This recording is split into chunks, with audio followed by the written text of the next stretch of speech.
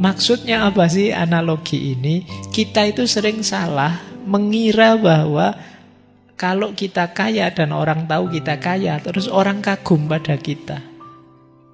Padahal enggak. Orang itu hanya sibuk memproyeksikan keinginan mereka sendiri dalam barang-barang yang kita miliki. Jadi kita yang suka pamer, termasuk pamer status, pamer barang, ini sebenarnya tidak efektif. Orang tidak sepenuhnya menghargai kita. Kata Husserl, pengakuan sejati itu tidak datang dari penampilan luar. Kalau kita ingin benar-benar dihargai orang, tujuan kita dihormati orang lain, maka sikap kita, karakter kita, integritas kita itu jauh lebih berdampak daripada barang-barang kita. Kalau ingin yang dilihat orangnya, jangan cuma pamer mobilnya.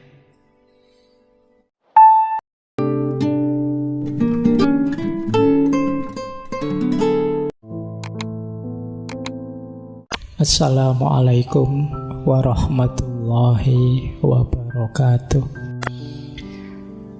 Nah, diingat-ingat ngaji kita tetap ya, algoritmanya kita belajar bersama.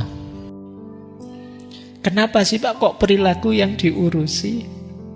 Kata Husserl, karena perilaku itulah yang bisa kita kontrol. Kalau pasar tidak bisa kita kontrol. Pasar itu seperti apa? Tertarik atau tidak dengan produk kita dan lain sebagainya, itu kita tidak bisa kontrol. Yang bisa kita kontrol respon kita, perilaku kita. Husserl memberi contoh. Ada banyak investasi yang gagal bukan karena strateginya salah, tapi emosinya yang tidak stabil. Ekonomi baru turun sedikit panik atau sembrono dan lain sebagainya. Maka kata Husserl, tidak semua orang harus jadi jenius di pasar, tapi semua orang harus bisa mengelola dirinya, menahan diri. Tidak impulsif, sabar, dan lain sebagainya. Ada pandangan yang menarik. Mengelola uang itu seperti diet. Semua orang tahu makan sehat dan olahraga itu penting. Tapi yang sulit adalah konsisten dan disiplin melakukannya. Sama nanti kalian mengelola uang itu kan sebenarnya tahu. Seperti saya bilang tadi, nabung itu baik, boros itu jelek, kurang perhitungan itu jelek, emosional itu jelek. Kita semua tahu. Tinggal menjalankannya yang belum. Secara konsisten, secara disiplin. Ini yang sulit. Jadi maka ayo kita ya mulai sekarang. Kalau teman-teman memang ingin bergerak di ranah misalnya bisnis atau investasi, sebenarnya di semua ranah perlu menata perilaku kita. Latihannya sejak sekarang. Saya tidak tahu, jangan-jangan sebagian besar niatnya PNS semua ya. Jadi kalau ditawani model-model gini, tidak Pak, saya pokoknya besok PNS saja. Sekarang mulai belajar CAT saya Pak. Ya banyak berdoa. Dicontohkan oleh Husserl begini, banyak investor membeli saat harga tinggi hanya karena FOMO. Yang lain begitu, sekarang trennya itu, sekarang itu FOMO saja, tidak mengukur dirinya, tidak mengkalkulasi situasinya dengan detail, hanya ikut-ikutan saja. Atau tiba-tiba banyak orang menjual saat harga turun karena panik. Waduh, sebentar lagi perang ini, tiba-tiba dijual semua asetnya. Padahal mungkin sebentar lagi perjanjian damai, terus terlanjur dijual. Ini perlu ketahanan mental yang semacam ini. Itulah yang dimaksud oleh Husserl bahwa mengelola perilaku itu lebih penting daripada menaklukkan pasar. Ini sejak awal memang mengarahkan, ayo perilaku kita tata. Tidak sekedar kecerdasan kita, tapi kemampuan kita mengontrol diri, mengarahkan diri. Oke. Nah, ini juga, kalau ini mungkin penting untuk kita, tidak nunggu besok. Kata Husserl, cukup itu lebih penting daripada lebih. Ini menarik ya kalimatnya. Lebih itu tidak pernah selesai. Sedangkan cukup itu membawa ketenangan. Jadi menyadari bahwa kita sudah cukup. Ini jadi kuncinya bahagia, kuncinya damai, kuncinya kebebasan finansial. Jadi ngerti kapan harus berhenti, itu yang dimaksud cukup. Banyak orang usaha mentang-mentang sedikit sukses terus dibablaskan. Wah, kalau gitu buka ini lagi, buka itu lagi. Terus hancur gara-gara salah satu lininya. Ini karena lupa dengan cukup. Mengejar yang lebih itu kadang-kadang bisa menghancurkan kalau kita tidak hati-hati. Oh, kalau ini sangat Quranik kalau ini. Alhaakumut takasur hatta zurtumul maqabir. Jadi engkau akan berlomba-lomba untuk berlebihan, berbanyak-banyakan, dan itu sampai mati. Jadi kata Husserl, banyak orang kehilangan semuanya bukan karena tidak pinter, tapi karena tidak tahu kapan harus berhenti. Jadi banyak orang sudah kaya, sudah sukses, tapi masih ingin ngambil resiko ini, resiko itu. Terus akhirnya malah bangkrut. Contohnya banyak sudah. Kayak orang main judi. Ini semoga di sini tidak ada ya pemainnya judi online. Orang main judi itu jangan dikira dia bisa berhenti kalau menang. Apalagi kalah. Kalau dia kalah, dia ingin, wah sudah kalah, ini saya harus mengembalikan yang kemarin kalah. Pasti pikirannya kan begitu. Seandainya toh terus menang, yang tadi hilang bisa kembali lagi. Mesti dia tidak mau berhenti. Lanjut siapa tahu menang lagi kan jadinya untung. Jadi akhirnya orang yang kecanduan judi itu dia tidak menemukan titik di mana dia harus berhenti. Karena ketika rugi dia ingin mengembalikan kerugian itu, dan ketika menang dia ingin menang lebih banyak. Jadi dua-duanya tidak ada berhentinya. Kadang orang bisnis juga begitu, mengelola keuangan juga begitu. Tidak tahu kapan harus berhenti. Ya karena memang ambisinya tidak ada putusnya. Ini yang harus jadi pengingat teman-teman besok ya. Jadi ngerti cukup itu lebih penting daripada lebih. Pak, kalau begitu kita tidak boleh maju, tidak boleh berambisi lagi, tidak boleh. Tidak boleh, tapi harus diingat kalau kita tidak kenal batas, justru keinginan kita untuk maju, ambisi kita untuk maju, itu bisa merusak yang sudah kita capai, yang sudah kita peroleh. Jadi cukup lebih penting daripada lebih.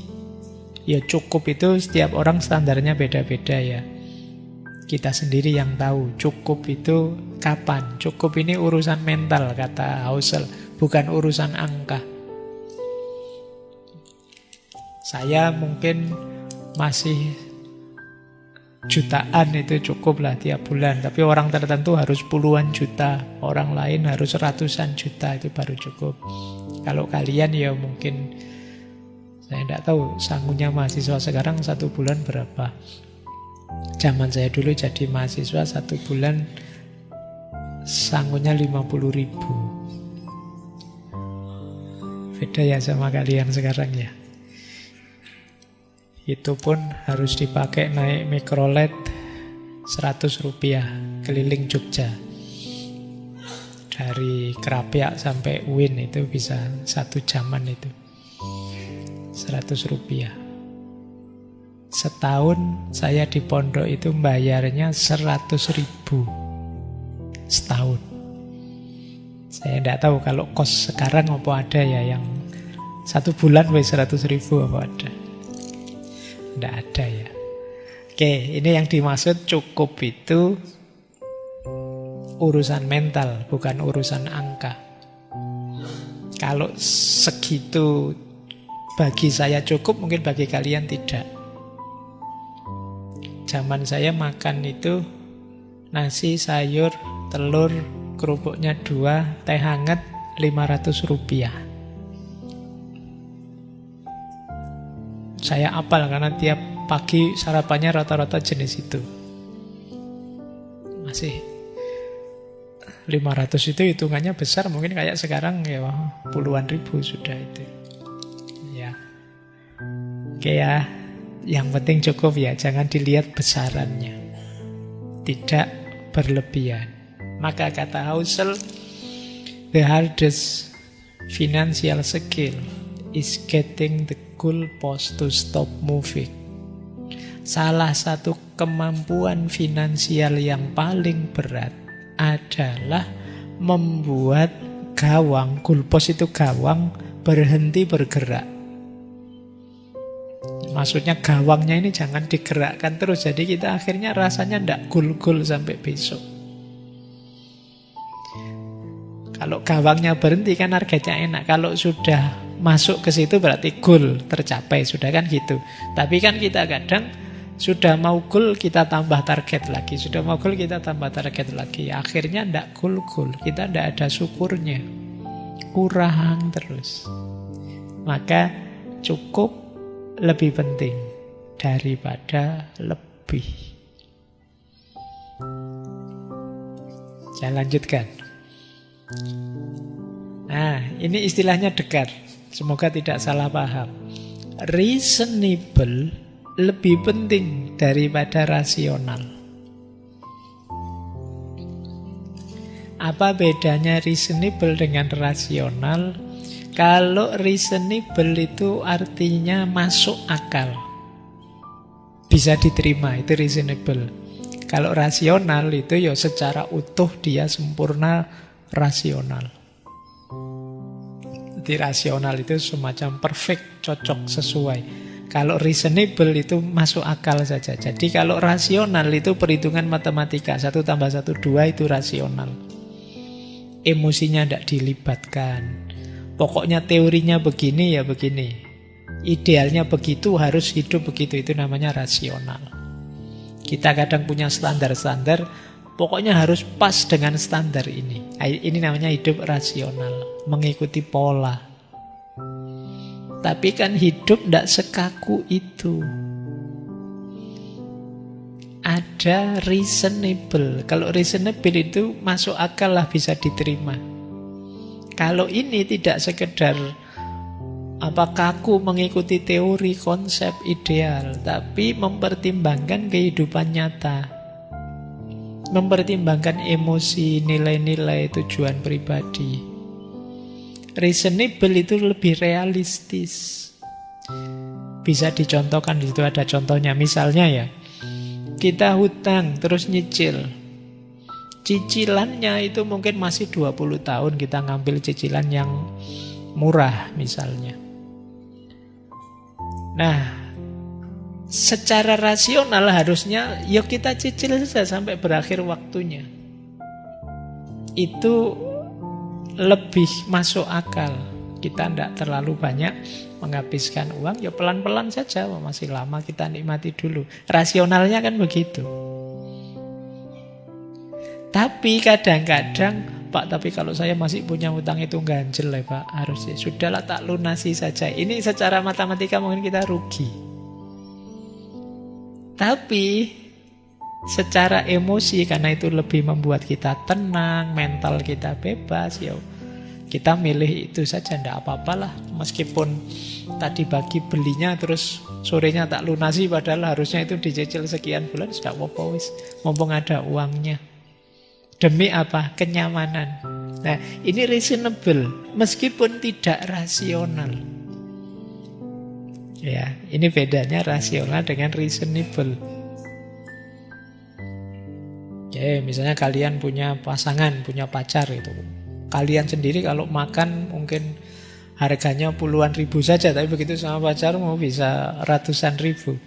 Itu secara rasional, kamu tidak masuk akal, kok gitu sih kamu. Mbok yo beli yang sama seperti kamu saja. Kalau dia kan harus bisa menerimamu apa adanya. Terus kamu jawabnya, tidak begitu Pak, kalau dia gondok, kalau dia marah, wah saya lebih tidak tenang lagi hidup saya. Biarlah dia senang, dia gembira gitu. Balas dendamnya besok kalau jadi. Nah, misalnya ini namanya reasonable. Kadang-kadang misalnya kita mengelola keuangan kita, itu rasanya kok tidak rasional sih begitu. Tapi kita mengejarnya tidak sekedar matematikanya untung atau rugi. Mungkin ada hubungannya dengan ketenangan batin, ada hubungannya dengan kenyamanan. Mungkin juga ini ingin membahagiakan orang dan lain sebagainya. Jadi pertimbangan keuangan itu ya tidak selalu matematika. Untung dan rugi. Tapi ada banyak pertimbangan yang lain. Itulah bedanya rasional dan reasonable. Kemasuk akalan dan rasionalitas. Baik, karena hidup ini kompleks. Untung rugi tidak satu-satunya pertimbangan.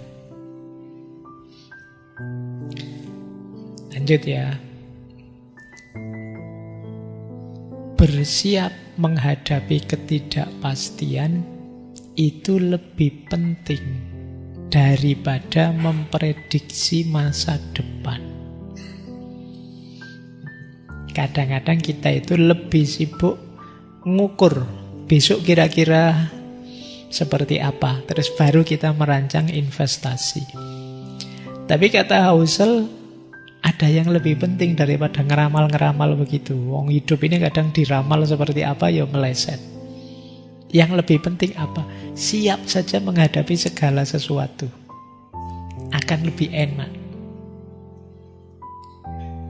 Jadi, kenapa sih prediksi masa depan itu tidak bisa dijadikan sandaran? Ya karena dunia ini kompleks. Berubahnya cepat, kita sudah ngitung detail. Pak, ini dalam waktu sekian bulan minimal akan kembali modal sekian, terus paling tidak di tahun kesekian akan. Ini kan ramalan kita. Tiba-tiba ada pandemi 2 tahun. Selesai sudah. Dunia tidak sesimpel itu. Banyak hal besar yang mempengaruhi hidup ini. Keuangan kita juga terpengaruh. Dan ini tidak bisa diprediksi. Krisis ekonomi itu 98 itu mungkin tidak banyak orang yang memprediksi sebelumnya tahun itu ada krisis heboh besar-besaran. Situasi berubah sangat drastis. Pandemi juga begitu. Inovasi teknologi. Semua orang kaget. Sekarang teknologi begitu cepatnya berkembang. Sebentar lagi manusia tidak kepake lagi. Dosen-dosen sekarang tidak ada gunanya, diganti ChatGPT. Ya kan, ini kan tidak terprediksi sebelumnya.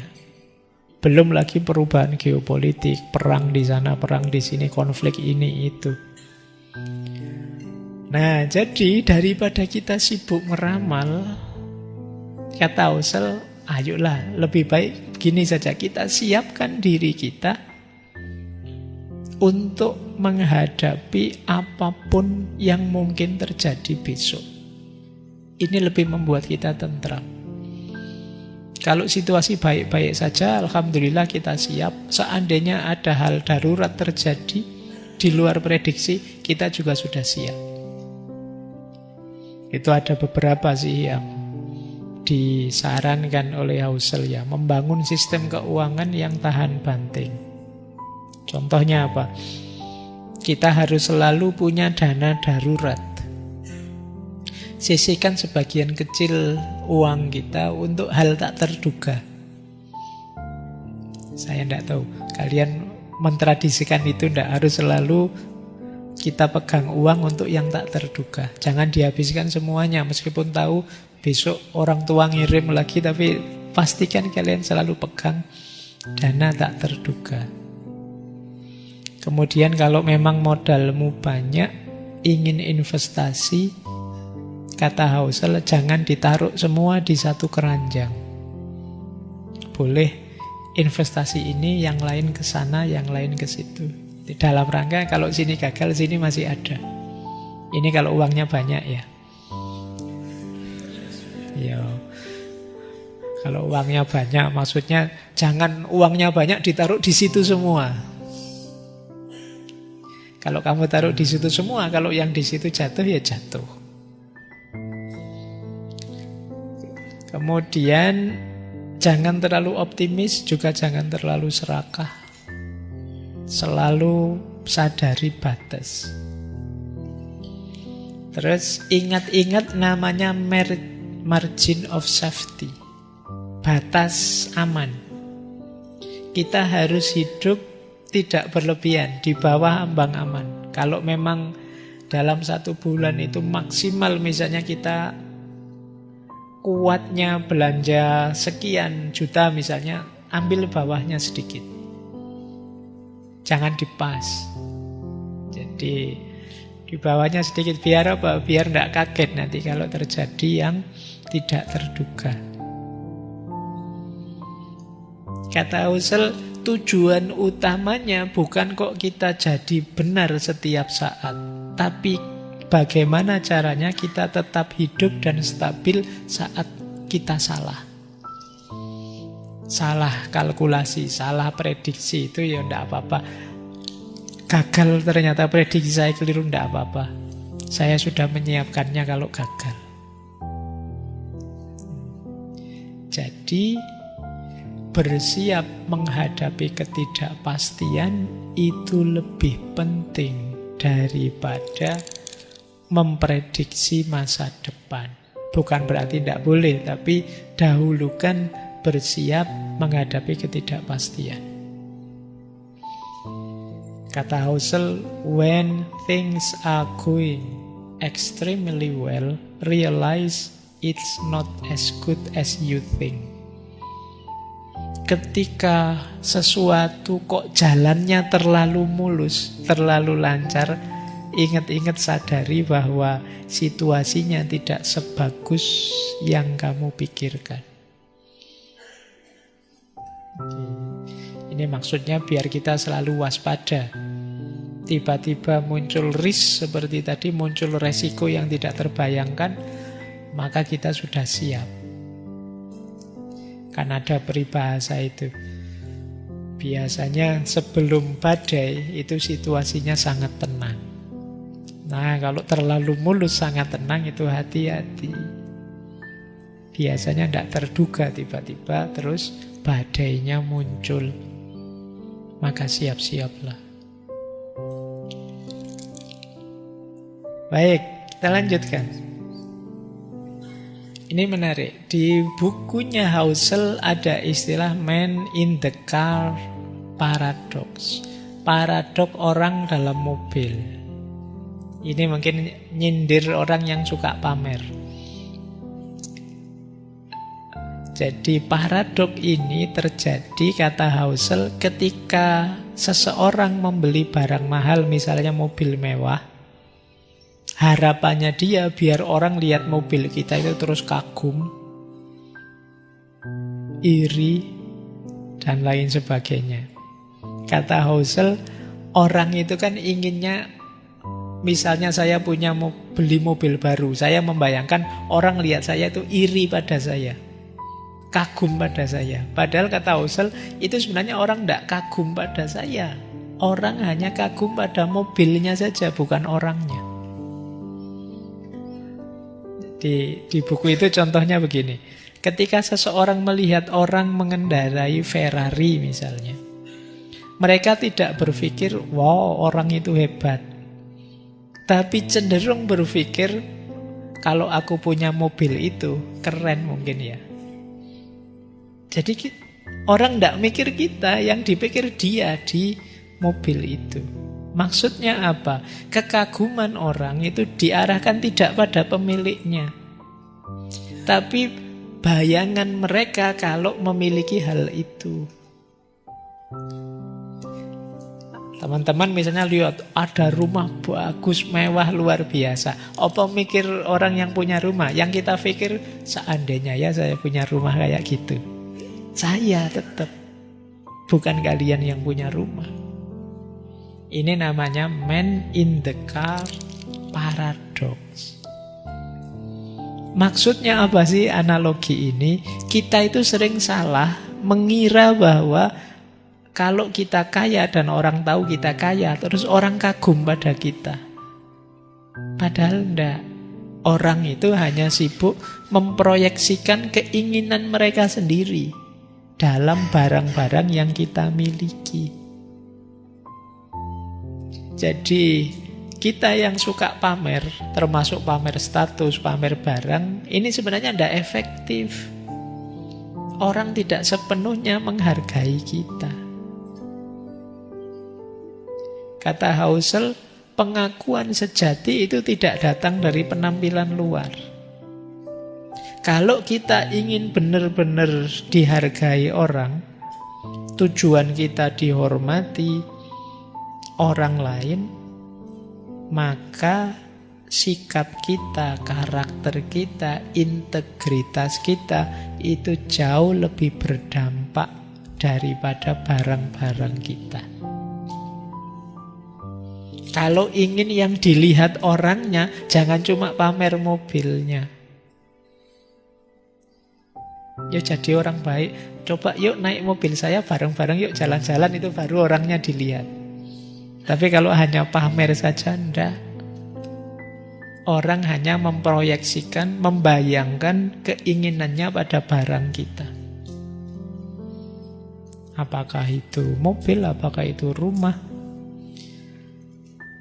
bahkan mungkin apakah itu pasangan misalnya. Jadi jangan dikira orang melihat kita, ya kalau memang kalian mamerkan pasanganmu, yang dilihat pasangannya. Seandainya ya pasangan saya kayak gitu, itu mikirnya ke situ mesti.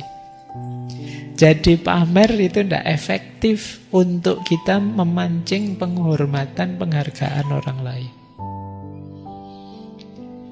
Kalau ingin penghormatan, penghargaan orang lain, bukan pamer yang harus kita lakukan, tapi kebaikan,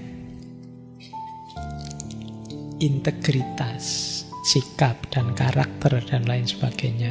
Jadi nanti ingat-ingatlah man in the car paradox. Paradox orang di dalam mobil. Oke. Kita lihat sekarang finalnya. Semua konsep-konsep tadi yang dijelaskan, pada akhirnya apa sih tujuannya pengelolaan uang dengan baik tadi? Menurut Husserl, tujuan akhir uang adalah memberi kebebasan kita. Ini sering terbalik. Kita sering sebaliknya justru dibelenggu oleh uang.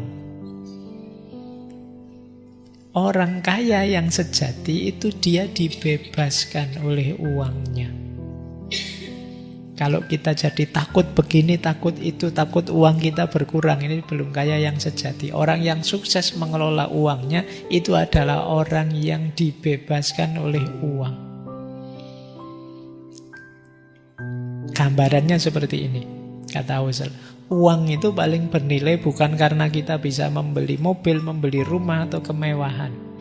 Tapi dengan banyak uang kita bisa memiliki diri kita, ngatur waktu kita suka-suka. Itu orang sukses namanya.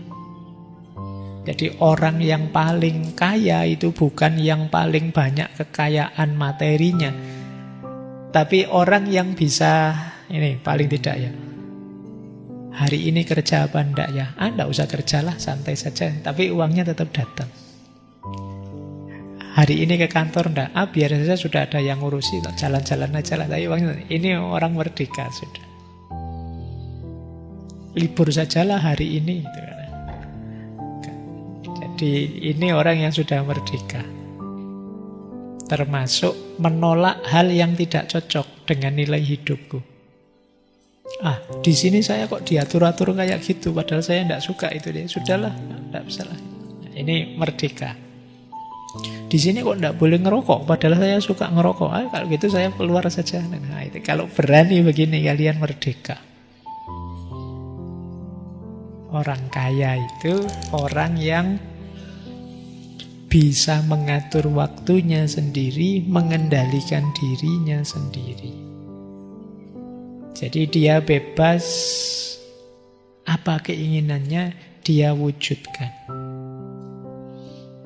Banyak orang, kata Husserl, mengejar uang, tapi terus dia terikat dengan pekerjaannya, stres, dikejar-kejar keinginan konsumtif ini, konsumtif itu.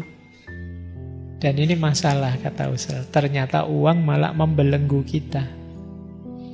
Oleh karena itu, ayo kita menjadikan uang sebagai jalan kebebasan. Caranya bagaimana? Itu di situ antara lain di buku itu disebutkan, misalnya yang pertama, gaya hidup kita ayo sesuai kemampuan saja. Keinginannya jangan aneh-aneh dan tahu kapan berhenti. Ini membuat kita terbebaskan. Kalau kita punya keinginan banyak yang aneh-aneh, biasanya terus dikejar-kejar target ini, target itu. Kita tidak bisa menikmati uang bahkan. Yang kedua, punya dana darurat, kata Husserl. Apapun yang terjadi, bahkan mungkin sampai di PHK lah, tidak punya ini, tidak punya itu. Tapi ketika kita punya dana darurat, kita masih aman. Tidak apa-apalah, ini prinsip. Kalau saya tidak boleh itu, ya sudah saya keluar, tidak apa-apa. Masih bisa survive, saya masih punya dana darurat. Ini membuat kita bebas. Kemudian yang ketiga, uang agar bisa jadi jalan kebebasan kita, mari menghindari perbandingan sosial yang tidak sehat. Yang membuat kita tadi terburu-buru, stres, dikejar pekerjaan ini itu, biasanya karena kita membanding dengan yang lain. Ingin sesukses dia, ingin sekaya mereka, ingin punya ini itu seperti dia. Itu membanding. Akhirnya gaya hidup kita tidak sesuai kemampuan. Akhirnya kita terbelenggu. Ayo mulai pinter membaca diri kita ya, memahami diri kita.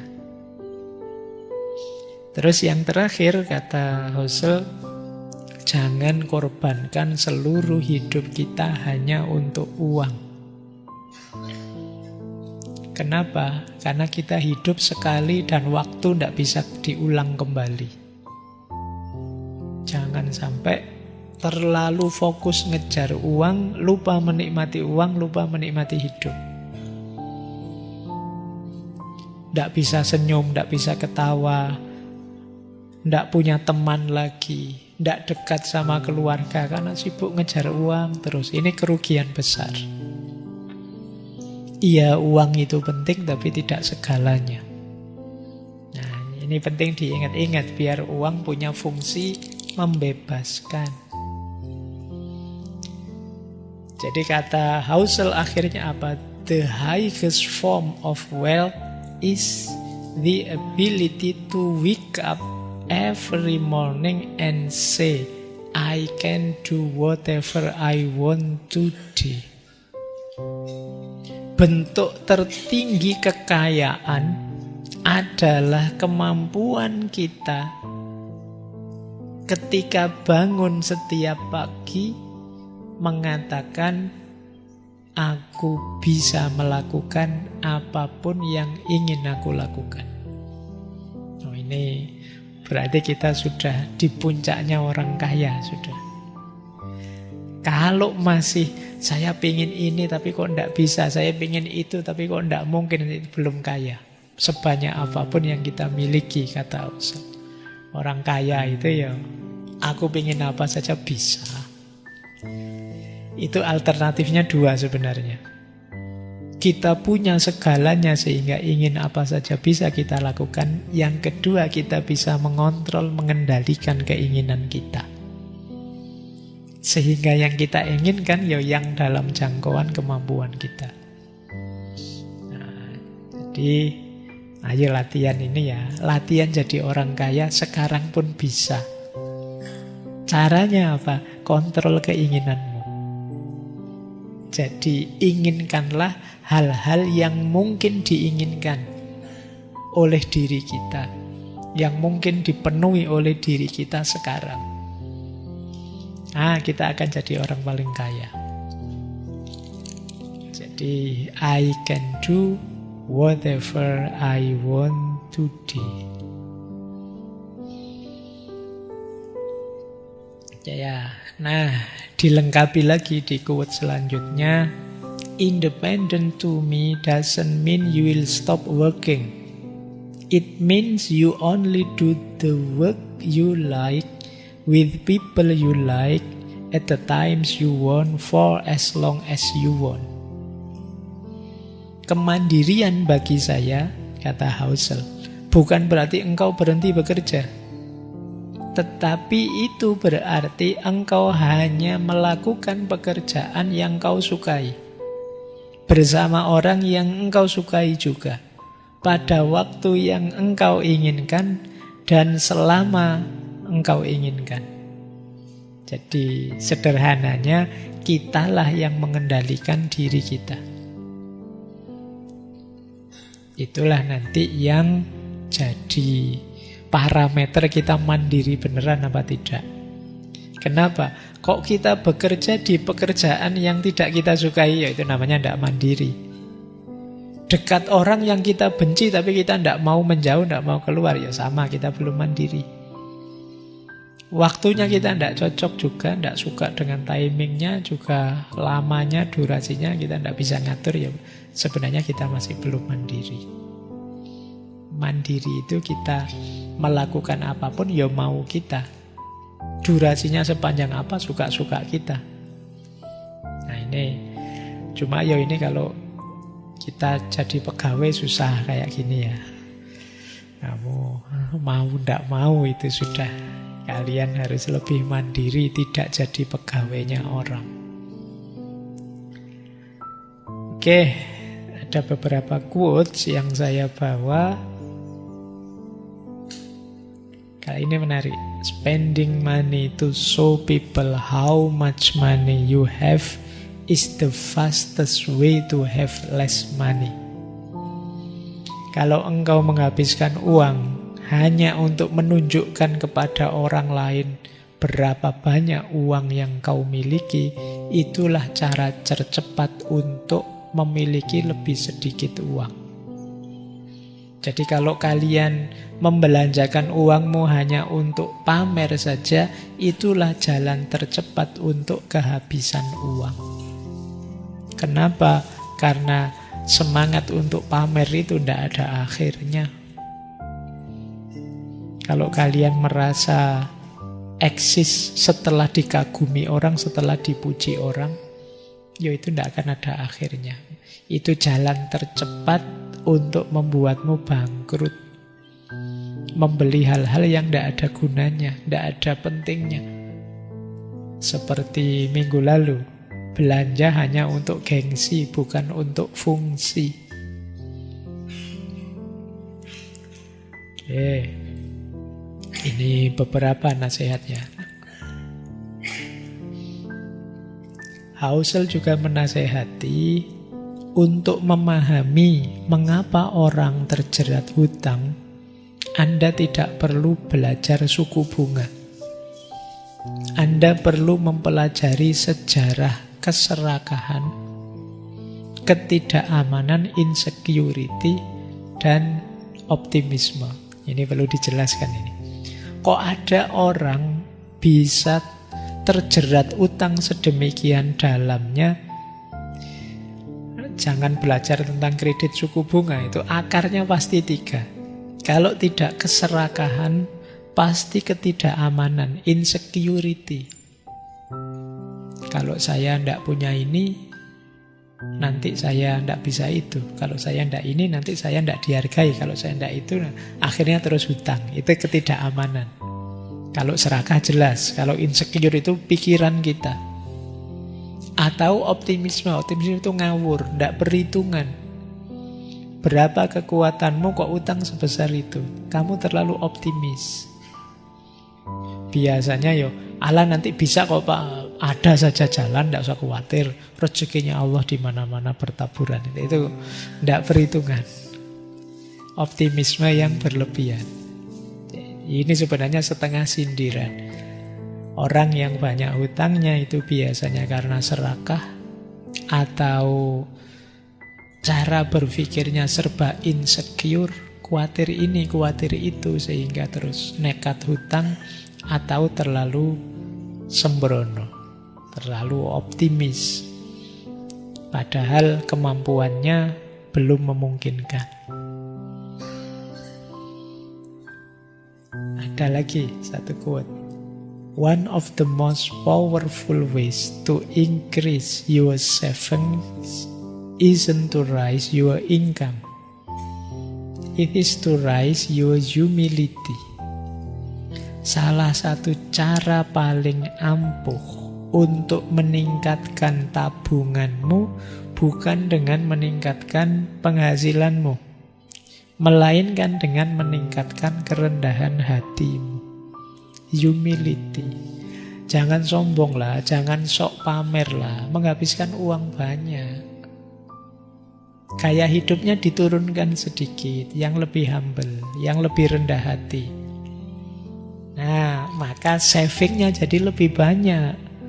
Tidak apa-apalah, HP-nya sudah 5 tahun tidak ganti, tidak apa-apa, toh bisa dipakai. Laptopnya sejak zaman semester 1, sekarang S3 juga masih ini, tidak apa-apa, masih bisa dipakai. Rendah hati saja. Nah, savingmu akan lebih banyak. Jadi tidak harus dengan meningkatkan penghasilan untuk bisa memperbanyak saving. Cara paling mudah, ubah gaya hidup. Yo, kalau dalam Islam poso lah Senin Kemis.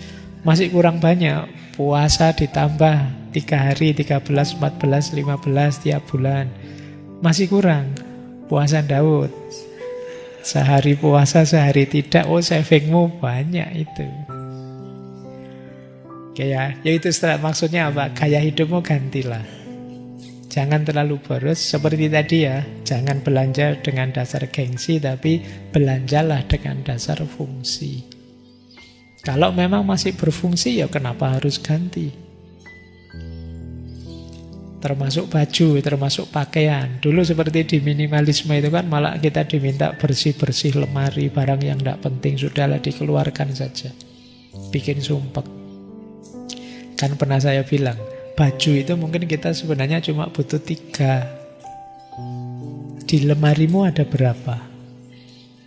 Banyak sampai tidak kadang itu kena pengaruhnya Shopee dan kawan-kawan itu ya. Setiap hari ada saja paket baju, paket apa itu. 3 itu kan yang satu dipakai, yang satu dicuci, yang satu ditaruh lemari. Cukup.